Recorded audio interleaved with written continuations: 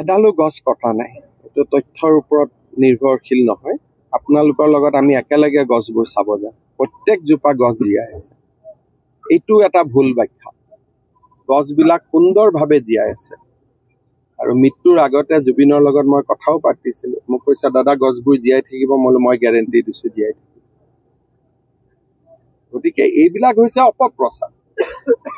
আৰু এই অপপ্ৰচাৰ কালি এজন আৰ্টিষ্টে এইটোৰ ওপৰত এটা ছ'চিয়েল মিডিয়াত পোষ্ট দিছে। জীৱনকালত জুবিনে তেওঁৰ বিষয়ে কি কৈ গৈছিল। এতিয়া চবেই ভাবে যে এনেকে পোষ্ট দি জুবিনৰ খালী থকা জেগাখিনি মই লৈ লম। সেনেকেতো হ'ব নোৱাৰে। সমাজে ভূপেন হাজৰিকা, জুবিন গাৰ্গ, জ্যোতিপ্ৰসাদ আগৰৱালা, বিষ্ণুপ্ৰসাদ ৰাভা এবাৰেই জন্ম দিয়ে। হয় নহয়? ঠিক কৈছো বাবা, আপোনালোক ভালে থাকিলে হ'ল। আপোনালোকে অলপ হেৰি নকৰিব, সমাজখন ভাল হ'ব দিয়ক। মূল প্ৰতিবাদৰ কাৰণটো হ'ল মিডিয়া। মূল প্ৰতিবাদৰ এইটো চাওক, মোৰতো মিডিয়াৰ ওপৰত ভিউটো আপোনালোকে জানেই। মইতো লুকাই নকওঁৱেই যে আপোনালোকৰ যিবিলাক ৰোল, এইটোতো ভূমিকাটোৰ ওপৰত অসমত আলোচনা হোৱাৰ প্ৰয়োজনীয়তাটো আছেই। এইটোতো মই চবত কৈ থাকোঁ, সকলো মিডিয়া বুলি মই নকওঁ। কিন্তু এটা যে বাবাৰে নাম, কি নাম বাবা দে, এতিয়া বাবাই কৈ আছে, প্ৰশ্ন সোধে, তাৰ ভিতৰত বেলেগ, বাহিৰত এটা বেলেগ হ'ল নে নাই? ভিতৰৰ আলোচনাটো আপোনালোকে মাইকত শুনিছে। এইটো আলোচনা আৰু এইটো আলোচনা বেলেগ হ'ল নে নাই? সাংবাদিকে মানুহ মাতি অনা নাই। দিয়ক, মই নিজে দেখিছো ভাই, ইণ্টাৰভিউ ল'বৰ কাৰণে।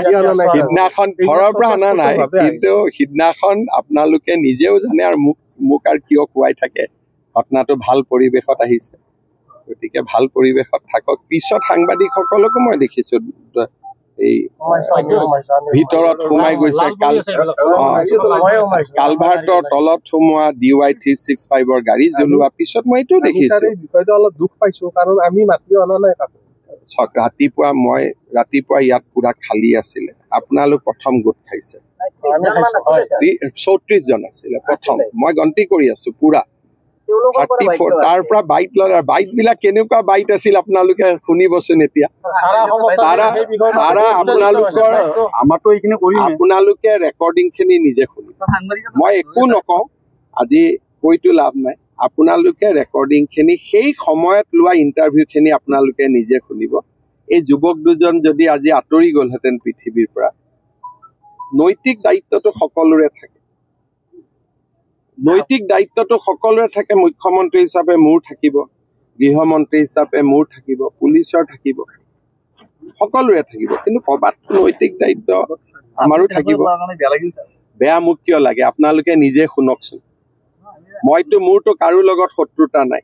প্ৰথম ইণ্টাৰভিউ যিখিনি মই প্ৰথম চাই আছো, মই তাৰ পৰা SDCক ফোন কৰিছো, ভাই এই সাংবাদিকসকলক ৰিকুৱেষ্ট কৰক, এনেকে যদি ইণ্টাৰভিউ লৈ থাকে গণ্ডগোল হৈ যাব।